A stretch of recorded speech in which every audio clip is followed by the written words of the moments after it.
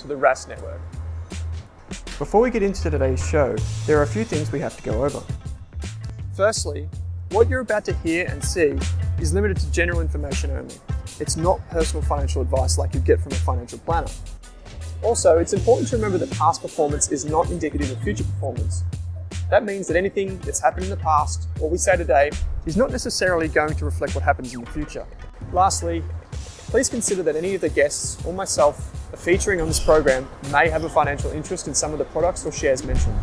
That's enough from me. I hope you enjoyed today's program. Leigh, how you going, mate? Yeah, pretty good. I'm okay. Okay. I did say I was a little bit sick, but yeah, I'm very happy and delighted to be here. Yeah, mate. Thank you for jumping out of bed to do this recording with us, and then probably jumping back off and getting that R&R. I did, for the record, I did give you the chance to push this back, but we've already pushed it back once before. So I'm stoked to have you on the show, mate. And also just kind of introduce ASA at large to the Rask community.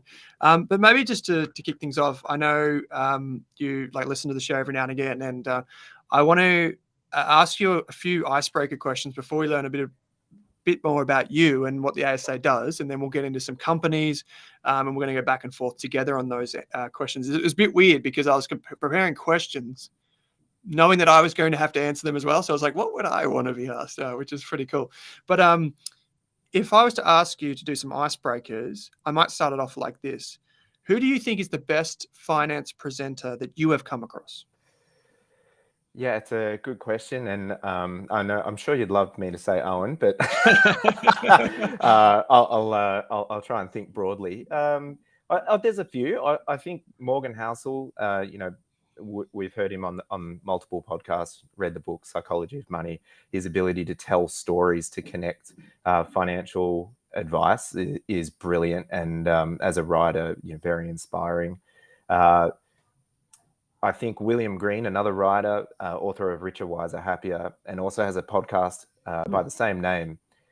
His Eton, Oxford accent and elegant explanations of investing concepts are just out of this world. I love it. And the reflections are sometimes spiritual, they're sometimes psychological, benefits from what he's learned from other investors, not just, how to invest or how to save money, etc. Go to another level. So I love those as well. But yeah, there's so many to choose from. They're the two that I think stand out to me. I think those are great answers, especially Morgan. I mean, yeah, wow. Okay, so the next one is you do a lot of interviewing. You've got the events that you put on. You do so much to educate people, and you meet with so many great investors. So I guess the question is, of those that you have met personally or interviewed, can you name one investor off the top of your head that is stood out to you and something that maybe you've learned from them? Yeah, I was fortunate enough to speak with Chris Mayer as an American investor who has written a couple of books, but one maybe some of your listeners would know, which is 100 Baggers. And the thing that stood out to me is his almost sloth-like nature. No offense, Chris, if you ever hear me say that, but he is so smooth and casual. And I think, there's this saying that slow is smooth, smooth is fast. And he's very considerate in the way he operates, the way he speaks, the way he thinks. And if you read 100 Baggers, it's this long-term project of his looking back over the history of companies that have gone 100 to 1. So if you're 100xing your return in these companies, and they're not specific to any sector. The results come out with some key identifying factors across multiple industries, and it's so academic, yet he's also so casual, so iconic. It's great. So the takeaways I got from Chris were, well, actually, one, looking at these KPIs, you can identify companies, and if you find one or two, they're completely life-changing. And the other thing was that you don't need to be obsessively academic or research-based in your investing approach. You can be pretty smooth, pretty slow, and have a framework that allows you to find maybe one of these companies, and it will change your life. So just to confirm something, you said sloth-like. Is that what you said? Chris, if you're listening. That's what I said. Yeah. I don't know if you've seen many kids' movies. I'm very fortunate to have 2 young children, and I just picture the sloth from Zootopia who moves extraordinarily slowly. Yeah, I know that one. That's great. That's probably that's endearing in finance. You probably say, like, of all industries, like, this is the one where you want to be that way. Okay, final one of the icebreakers, Matt. And this is a tricky one because I wasn't sure what this would tease out. But if you could only pick one of these two things, and you have to make a decision of like which would be more useful to you as an investor, one is a balance sheet of a company over 5 years, or the profit and loss statement or the income statement over 2 years. Which would you pick? Yeah, this choice kept me up a bit last night, so I blame you for feeling a bit tired. I would choose profit and loss statement. So I think if you have a balance sheet over 5 years, a company with a healthy balance sheet could do nothing for 5 years and keep it that way.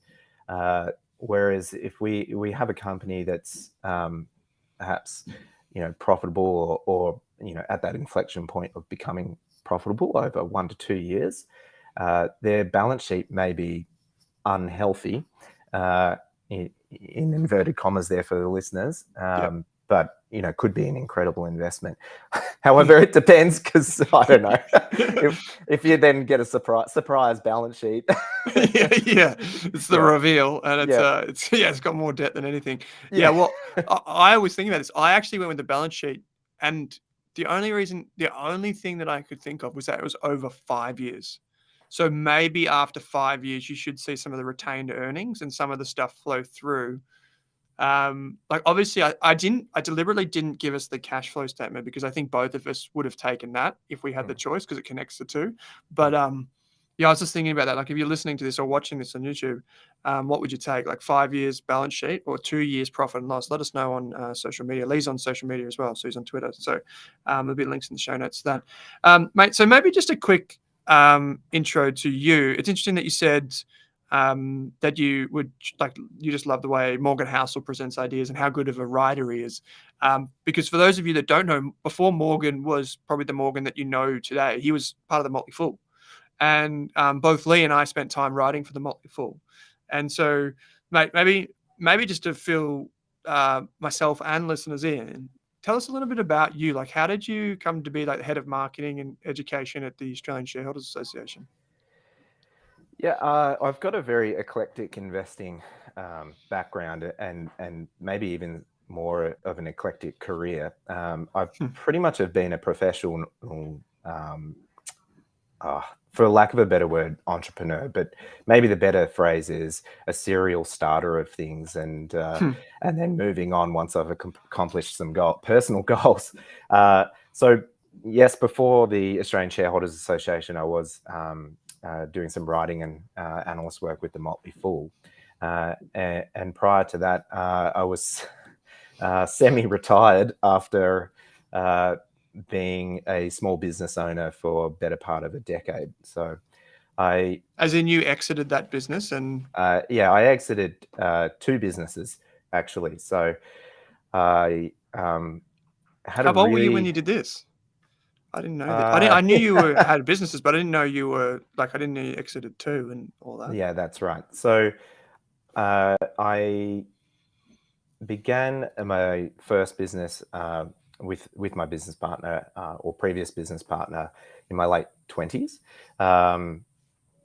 which was a gym in Melbourne. So originally from Melbourne, and prior to gyms, I worked in sport, in strength and conditioning. So the opportunity arose to start a gym, and we thought we had something pretty different to what was in the market at the time.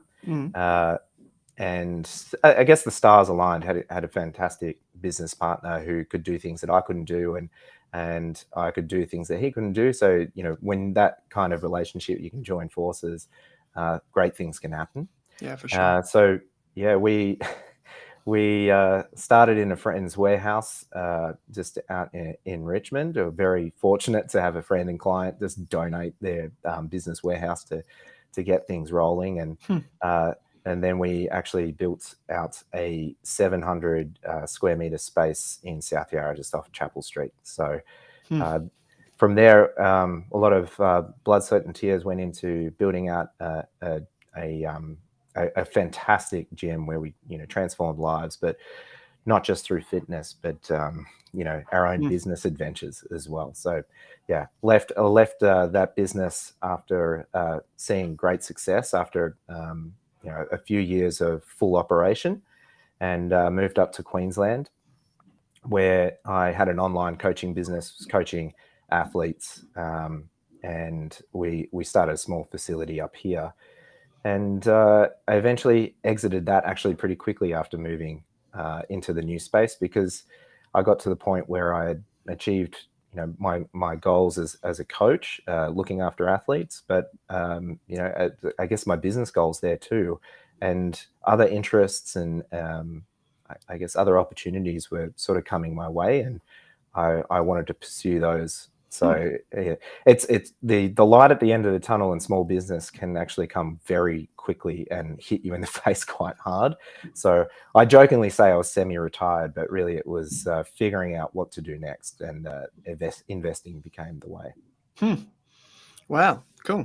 That's the first time we've covered that ground, even though we chat a lot. So that's really, really great. And so now in your role at the ASA, can you tell us what you do?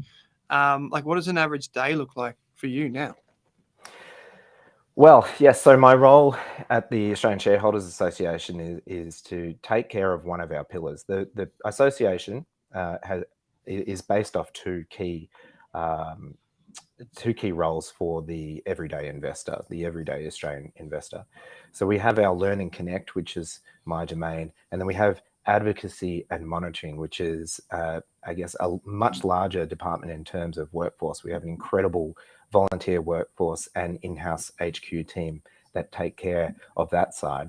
And on the Learn and Connect side, my day-to-day role is to ensure we're rolling out education for investors at all levels through different mediums, and then helping our community connect with one another. So we have across the country, we have in-person meetings, monthly meetings, we have webinars, we have conferences, we have events, and we are aiming to do things better each year. So I think a lot of analysis and then a lot of grunt work in getting these things done needs to happen, and that's what I manage.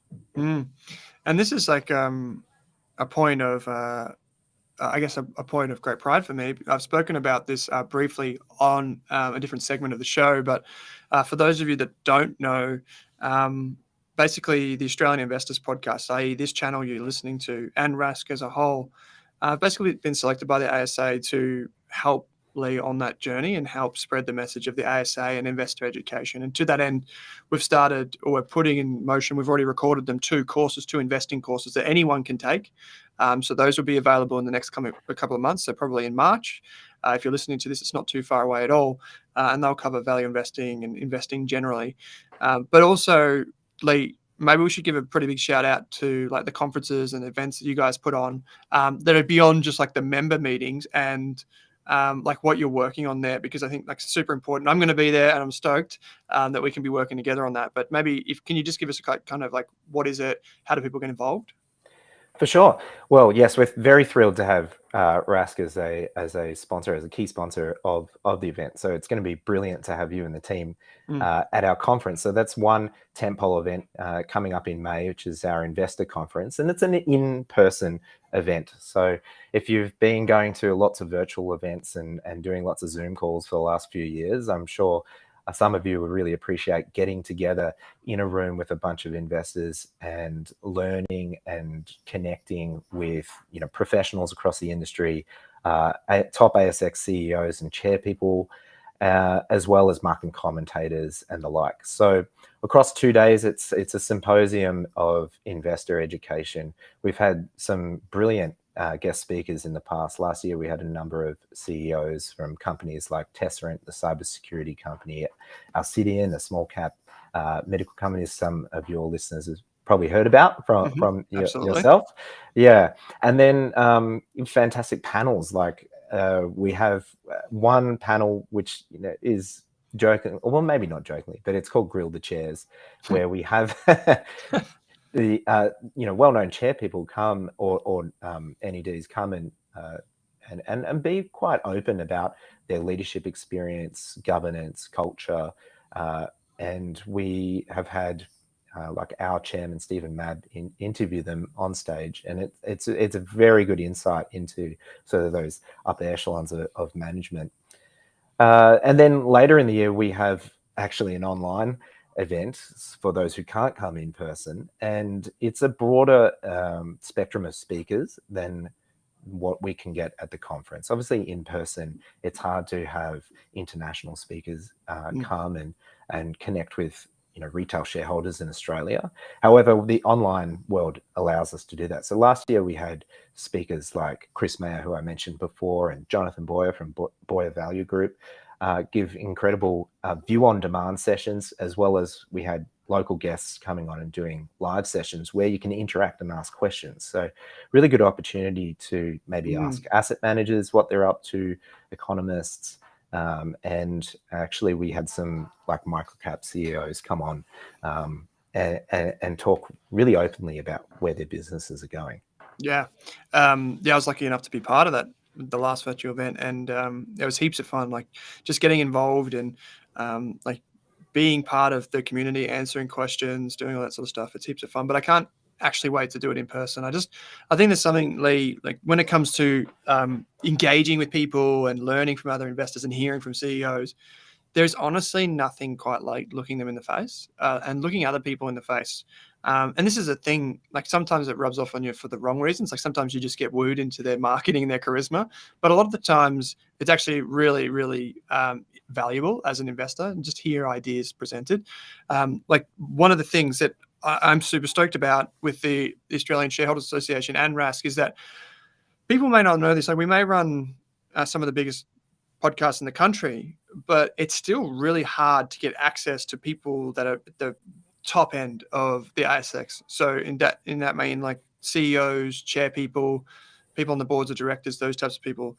To actually get time with them is incredibly difficult.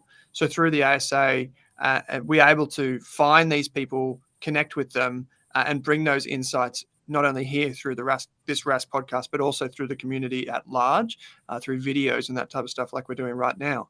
So I'm super excited about that. We're going to be working on a heap of different things together. If you want to find out more about tickets and how to get involved, you can head to the ASA website, or there will be a link in the show notes. So just go and check that out. And who knows, there may be even an offer in the mix there. If I can kind of razzle and dazzle the ASA into giving us an offer, maybe I can pull that together. So please check out the show notes, because when this goes live, we will know more. Mate, I thought maybe because we're going to have Fiona on the show, hopefully in the future, to talk about all company matters and to really grill into some of that, dive into some of that corporate governance and how they're grilling people and getting the most out of shareholder advocacy.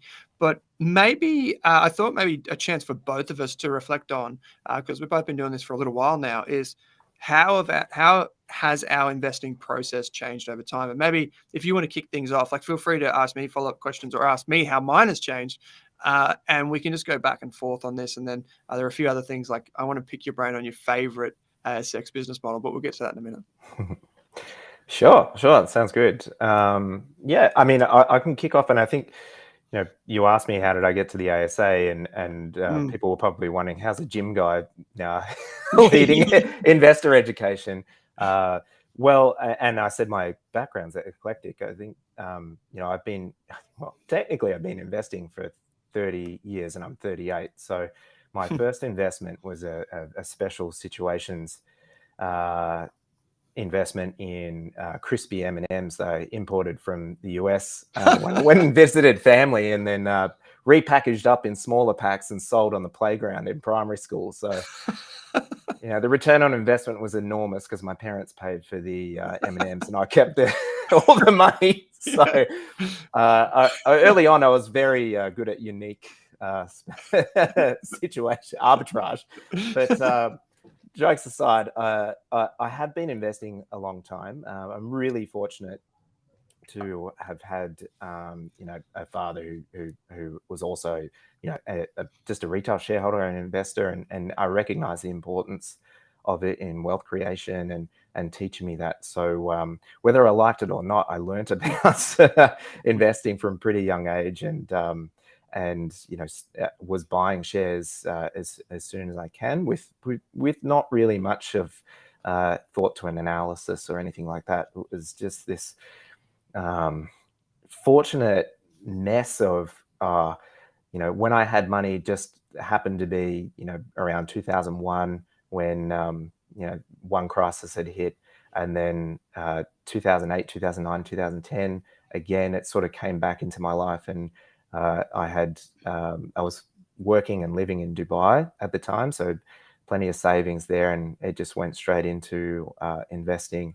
And then I exited all my businesses just, I guess, the year before COVID, so about start of 2019, and that's when I decided I was going to get much more active in my approach to investing, and chewed through as much education as possible during my semi-retirement. Went back to uni and did some postgrad study in finance, and then started my active approach about March 2020. So I don't know. I think I've lucked out that every time I get more interested in improving my investing practice, there's some sort of global crisis going on, or it's the other way around, the chicken and the egg. It's perhaps every time I get interested in improving investing, there's a world crisis. So sorry everyone if I try and take my investing to the next level again.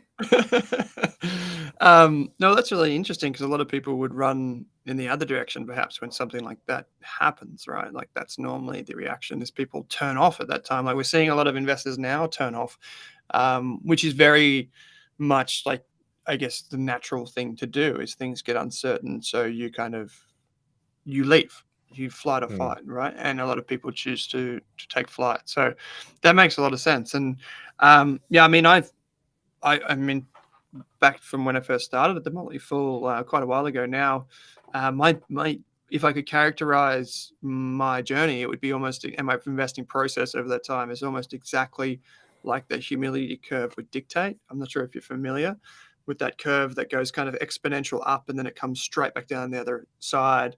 And basically that's the complexity of your investing process, becoming rapidly more complex because you think that there's something other people don't know. I need to add leverage, or I'm pretty good at this thing, I'll make it more high risk, and you keep making it more complicated. But then you realize when you reach complexity, peak complexity, and things get really uncertain, that you're like, hold on a second, it doesn't actually need to be this complex, and it comes back down the other end. And I'm definitely well down that curve now. I think my job as an investor today, Leigh, and probably your job too, but you're at the kind of other end where a lot of people are on through the ASA are more experienced. They've got a bit more life experience than some of our listeners. Like, there's actually quite a big overlap between our audience here on Rask and the ASA, like in terms of like what they're thinking and where they are in their investment journey. But a lot of the Rask community, we've got about 150,000 listeners now. A lot of them are at that point where they're still climbing up that humility curve. They're still adding more complexity unnecessarily just because they feel like they need to scratch that itch. So my job is to move them through that and get them forward to a point where they can invest for the long term sensibly. Just as a matter of like kind of a quick follow-up on this, mate, when you say like active management, do you invest the majority of your money in like direct stocks? Is that how you've chosen to go about it? I know, like, I'm not fishing for ideas or advice or anything like that here, but I'm just curious, is that what you meant by more actively managing your money? Yeah. And I'd love to go back to this complexity idea too. So, and I'll partly answer Sure. your question with that as well.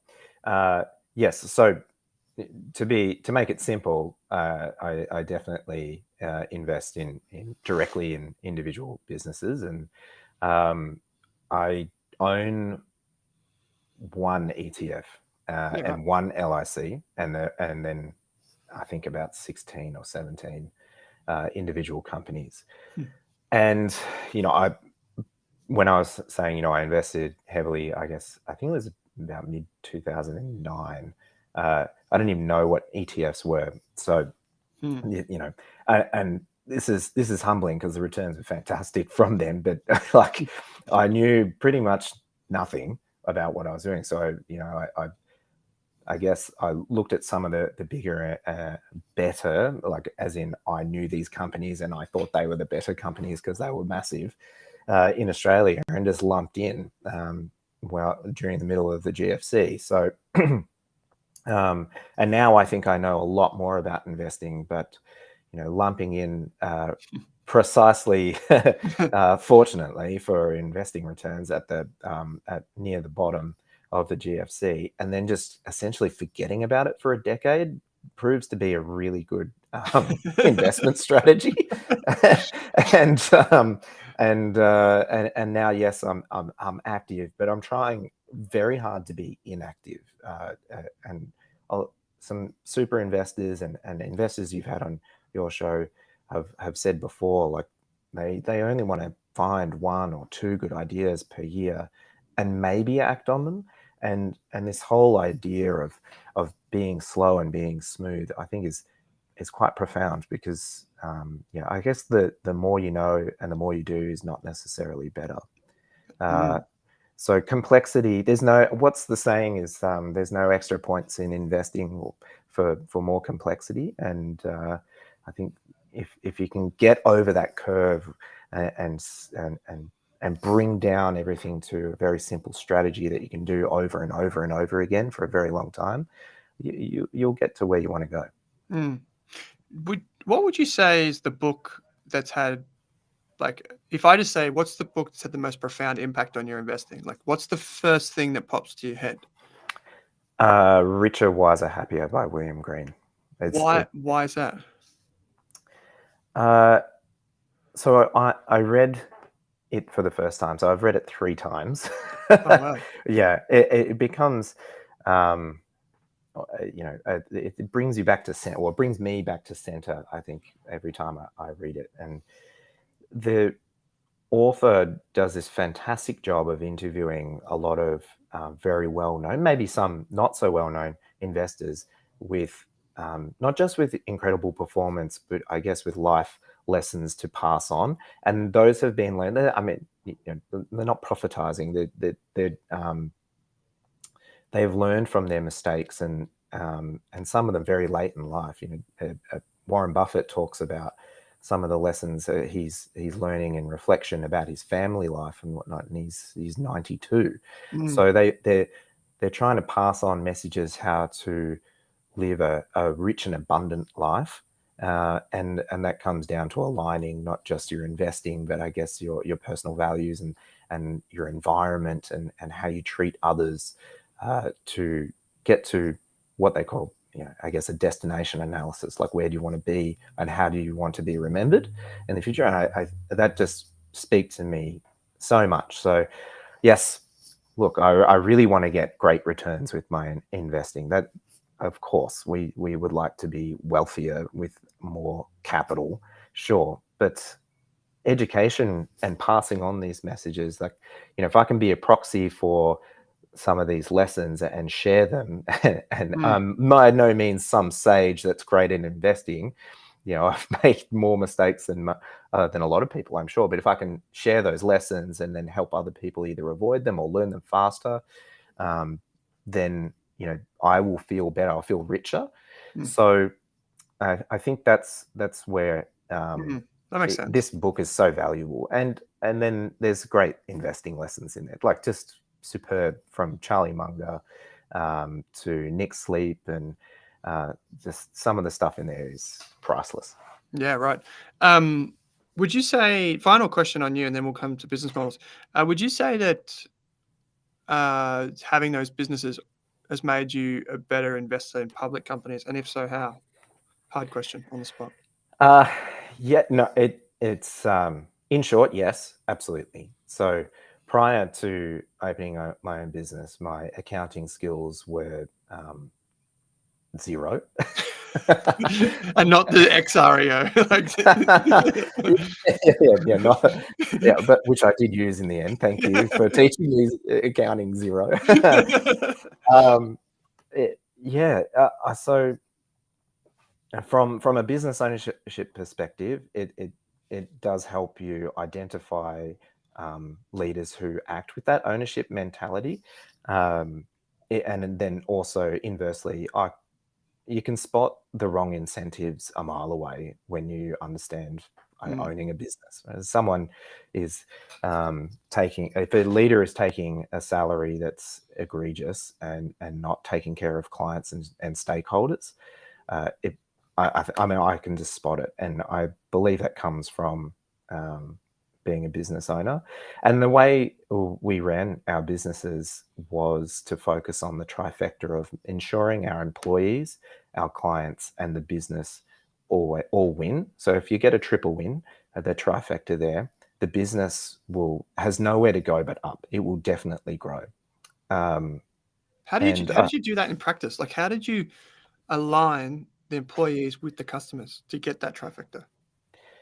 So, I mean, I don't want to digress too much, but in fitness industry, it's very hard as a personal trainer or an instructor or something to make a good living. Like, it is really, really hard. Not only are the wages pretty low, you get a lot of examples where you're paid by the hour, but the work that goes into that hour goes outside of your salary or your hourly rate, and the energy that goes into that as well.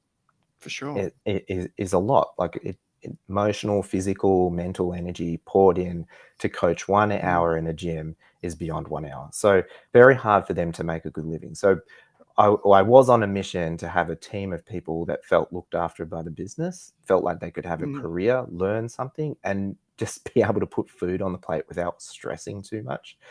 So through a lot of podcasts and books and talking to people, we sort of figured out a system of pay that would reward them for their good work, but also as the business grew. Then if they feel rewarded for great work, they're going to do better work for the clients. And all clients care about really at the end of the day, whether it's fitness or marketing or something else, they just want results. But those results need to be sustainable. So if you run a fitness business and you give someone results in 30 days, but then those results disappear 30 days later, it's not a very good return on investment from the client's perspective. Same deal with, I guess, marketing. If you want to build a marketing business and you get someone attention for 30 days, but then in 30 days later, that attention's gone, it's not very good return. So we needed to have systems that, helped people change their lives for the better, which I know sounds kind of absurd when it's a gym, but if I honestly believe if you can have the basics taken care of in fitness, like your sleep, your nutrition, your movement, and your relationships, like how you have relationships with people and the workplace, like if those things are taken care of, like it's actually pretty easy to get then a fitness result. So those basic health, lifestyle, coaching pieces came across, and so the clients were winning. So if those two items, if they're taken care of, the business is going to win, because we would be able to fill that gym with a lot of clients who are going to stick around, and that's what we did. And there were heaps of speed bumps along the way. Again, don't want to sound like I'm perfect or anything. It was extraordinarily stressful. As all businesses are, right? But that's how we do it. So I know you're going to ask me what are the best business models I've seen, and that is part of it. All right, well, I'll do that then. I just was really curious about that. Obviously, I'm just getting free advice here on a podcast, so thank you everyone for taking part in that with me. But what is the best business model you've come across? Doesn't have to be on the ASX. It's just the business model as well, right? Okay, so one tongue-in-cheek, bit facetious, but I think asset models asset managers whose business model is clipping the ticket constantly on funds under management, regardless of performance, is the greatest business model ever. Like if you can just keep earning more and more money, no matter what job you do, as long as you're bringing in more money into the company, I think that's brilliant. So if you're getting away with that, thumbs up to you, but I don't like it, but it's a good model.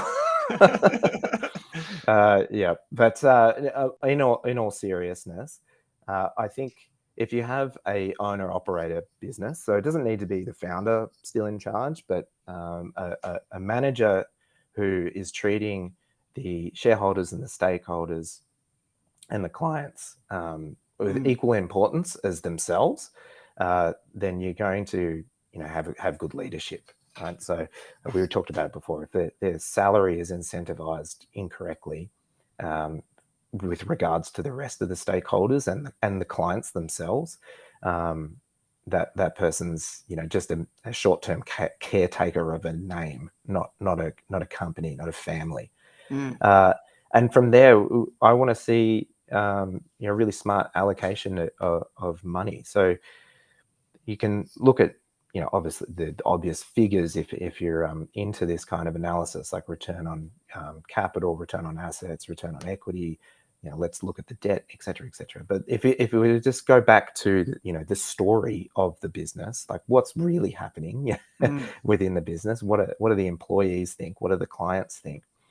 If they're all winning and they're not blowing those winnings away on needless R&D or something like that, then this business is going to win for the long run. So, specifically, like what are some names that I can think of? Well, a business that everyone knows is Berkshire Hathaway, right? Like Warren Buffett takes care of the owners of the businesses that they acquire, and then he takes the excess capital and reinvests it so that all the shareholders within Berkshire Hathaway do better and better.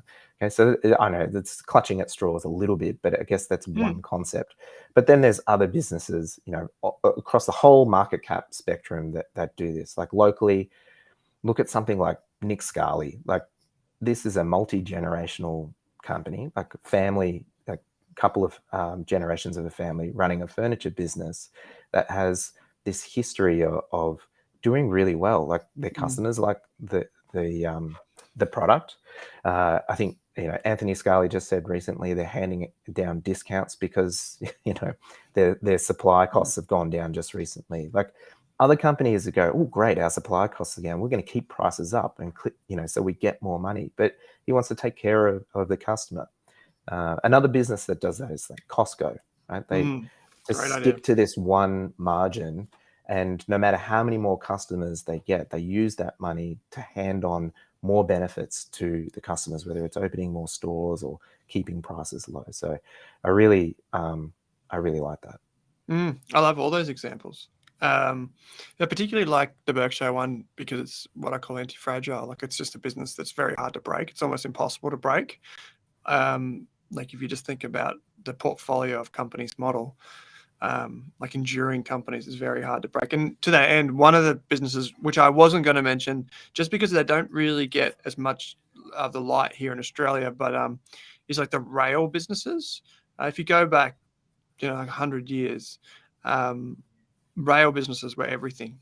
Kind of like how Facebook, or maybe to a lesser extent Facebook, but like Microsoft and Google and Apple and Amazon are like the rails of the internet. If you think about it, there isn't much in the way of public utility that you can own, and it can be used an infinite number of times, and basically there's no other choice.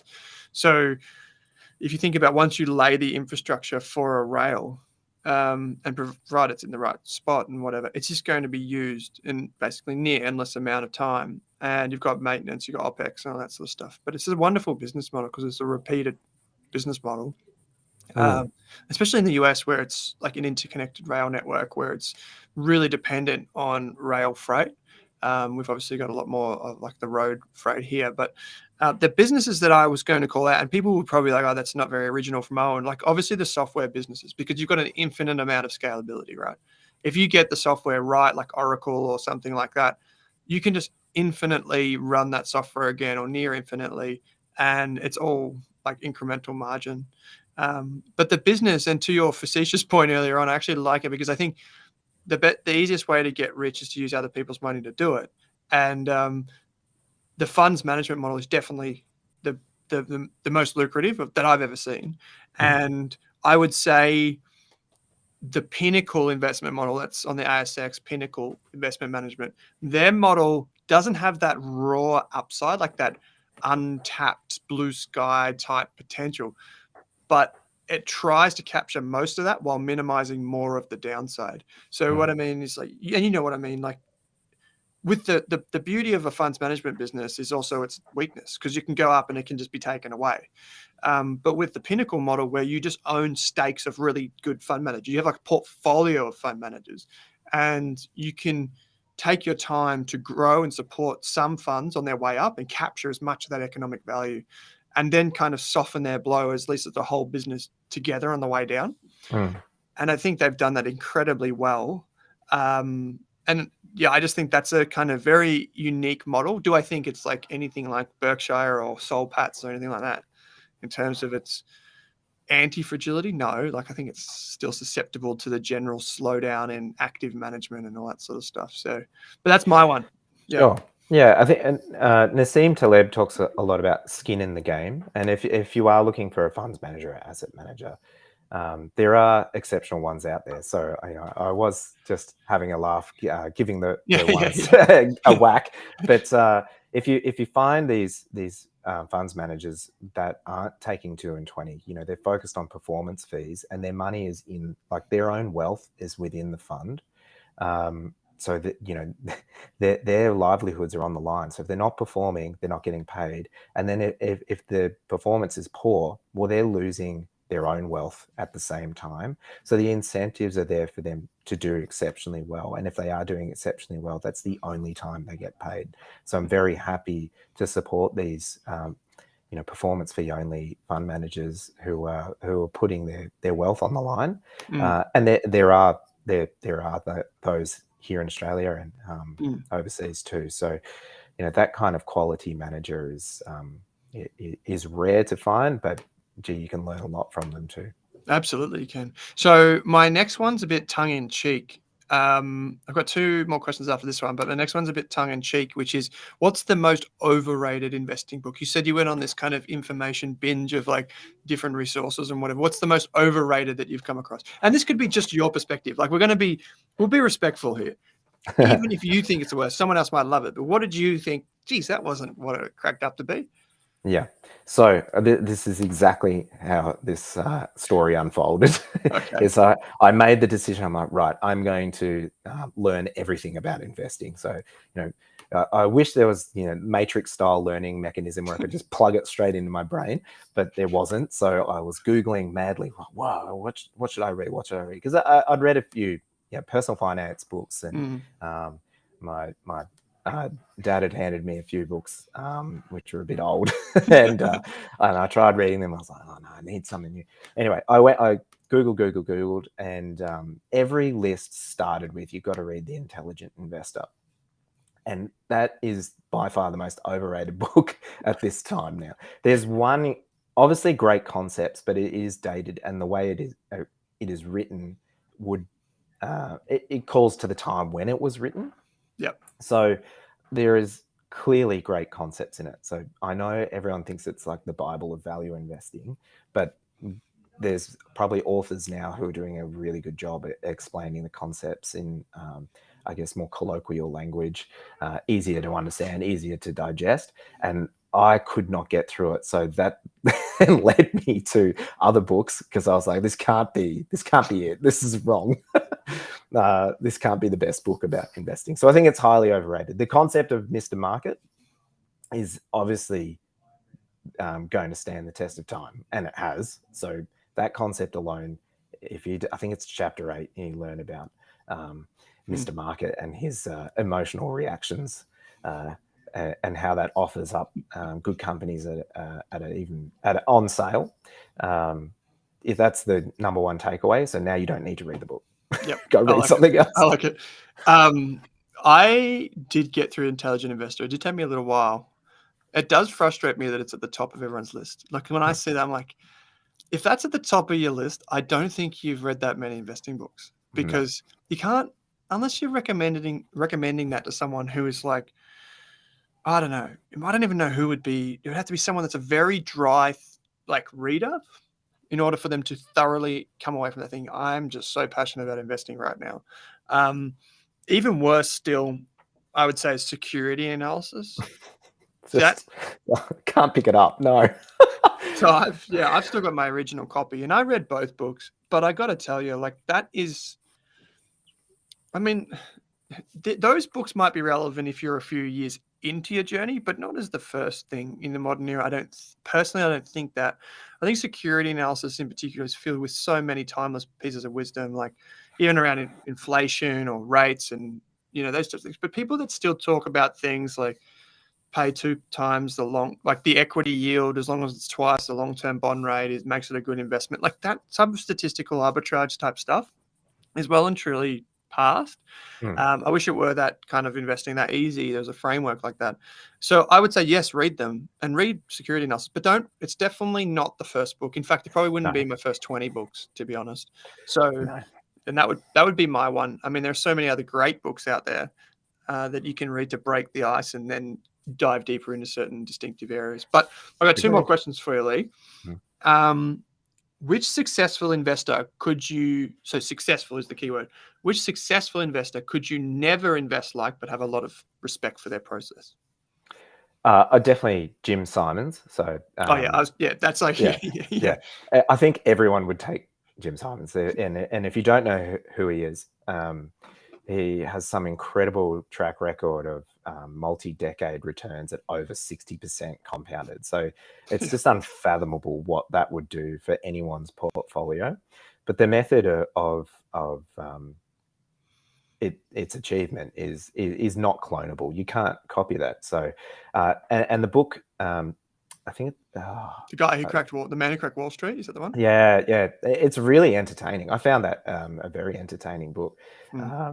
He's quite a character and not very much like Buffett or Munger at all. So if you want a refreshing look at how someone else has achieved incredible results, go read that. But yeah, I would love to be algorithmically inclined. I'm not at all. I don't like any form of trading. Like I don't like the actual process of buying and selling anything. I just love holding things and acquiring and just keeping it. That's not to say that I haven't tried. I've tried really poorly to do things with momentum and that's that, I guess, that learning curve when you start trying to be a bit more active. You look for the system that works for you, and if you listen to the feedback that it gives you, you'll come up with what does work for you very quickly, and that in itself is a skill. So Jim Simons, but there's plenty of others too that I've experimented with, but keeps coming back to something very simple, and that's aligned with my own psychology. So this is a super successful investor who I have so much respect for, probably more respect for, maybe more than any other investor that's living, is David Gardner from the Motley Fool, and the way that he invests in just raw upside, long-term focus, the emotional wherewithal that's required to do that is just, I almost can't comprehend how someone can stick with that for so long, but he has, and he has achieved unbelievable things. And for those of you that aren't familiar, David is the co-founder of the Motley Fool, recently stepped down. He's like the rule breaker, the chief rule breaker, runs a podcast underneath that name. And I think there's 6 or 7 tenets that he follows, or like criteria that he looks for.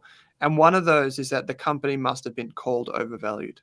And if you think about that, because he's kind of inverted the logic. He's like, well, if everyone says it's overvalued, then how could it be overvalued? Because everyone says it is. So it's like kind of give you a sense of who he is, and just a fantastic speaker and writer and all that sort of stuff. But I've always tried to replicate parts of his investing. Like when I read like 100 Baggers or Gorilla Game or all of those like books, I'm always thinking, well, what I'm trying to do is what David does. So try and find these outstanding growth companies and hold on.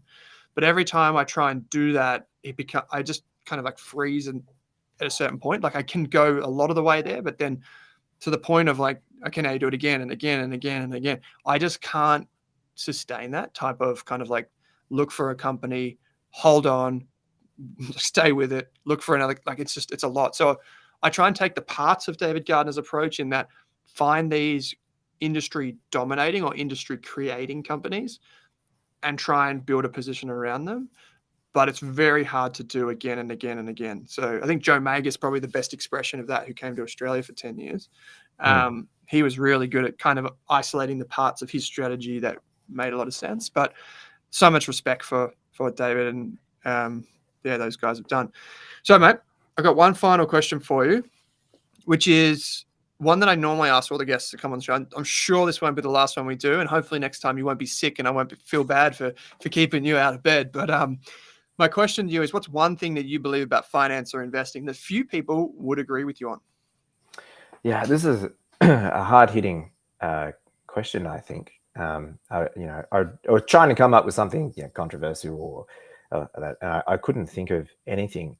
So what I find interesting is the dichotomy of that everything changes while history doesn't repeat, but it rhymes. So what I mean by that, if you look at an incredible investor, someone like Howard Marks, he is always reacting. He's like an alternative style of investing, Oaktree Capital. Again, an investor I could never replicate, but he actually came up studying, I think, Japanese culture in university, and has this saying of mujo, which roughly translates to, impermanence, like nothing stays the same. The world is ever changing. And yet he has to make decisions, or all of us do as investors, about what is likely in the future. So how do you deal with that? So he talks a lot about that in his writing and in his letters about how nothing stays the same. And yet there's a very well-known saying in investing that this time it's different are the four most dangerous words in investing. So this dichotomy, I think they're both true at the same time. And I think within, depending on what audience you go to, one will staunchly argue for either side. And if I was to put something up on social media and say, nothing changes, everything is the same, just invest this way, that kind of binary response to the world is never going to be true. So I think you need to be able to hold ideas as both true and untrue at the same time if you're going to be a good investor or be a good active investor. And at the same time, if you hold both to be true and you dollar cost average into ETFs, you're literally saying, you're acting as if both are untrue. You're prepared for things not being the same and also being the same. So a roundabout answer to that question, and something that I grapple with in my own mind, like it's just, how do I make good decisions about the future if nothing is the same, and yet it'll probably be very similar to what happened last decade? Well, yeah, I guess the thing the kind of solace that I find is close enough is probably good enough in some respects, and that if it's close to what happened in the past, I should probably be somewhere around that, and I should probably expect something similar, but maybe it's not identical. Like you said, it rhymes. So I think that's really, you've kind of like just twisted my mind inside out as you're going on that journey. But for those of you that don't know Howard Marks, you've definitely got to start reading the memos, even if you only check in once a year with his memos and just see what he's thinking, because it's definitely that top-down view you kind of want in your life. Leigh, I really do appreciate you taking the time out, particularly again, you're not well, but if people want to find out more about the upcoming event through the ASA or to even follow you, where should they go to do that? Yes, please come visit the Australian Shareholders Association website, australianshareholders.com. Also check out the ASA social media. You can find us on Instagram and Twitter. For me personally, if you want to follow me on Twitter, prepare to be disappointed, because I'm not that active at the moment. I've actually spent the last 2 months thinking about being active. It's a bit like my investing. I've been thinking about being active, but just not doing much. But I think it's, it is, and this is how I am going to treat Twitter, and I think this is how I treat my role at the ASA. Is it's a really open platform for public learning. I am no sage whatsoever. So what I'm sharing in the education area of ASA is what I find useful, what I've learned from an investor or a book or whatnot, and passing that on, creating courses, creating webinars, and all our fantastic contributors are doing the same. And so that's probably what you'll see on Twitter from me maybe in the next year. Okay, so you got to, yeah, maybe. We'll see if he's still thinking about it next time we check in. But in the meantime, you can go to the Australian Shareholders Association website. I'll put the link in the show notes. There will also be a link to get tickets to the upcoming conference, which I'll be at. I think my co-host Drew Meredith will be there too, and maybe Jamie Nemsis. We'll all be having a bit of fun and roaming around. So if you're in the area and you want to hear from some CEOs and you want to hear from some investors, please get around it. It's a great thing to support as well. And there's also the ASA membership. So, Leigh, mate, again, thanks for taking some time to join me. Been a pleasure. Thank you, Owen.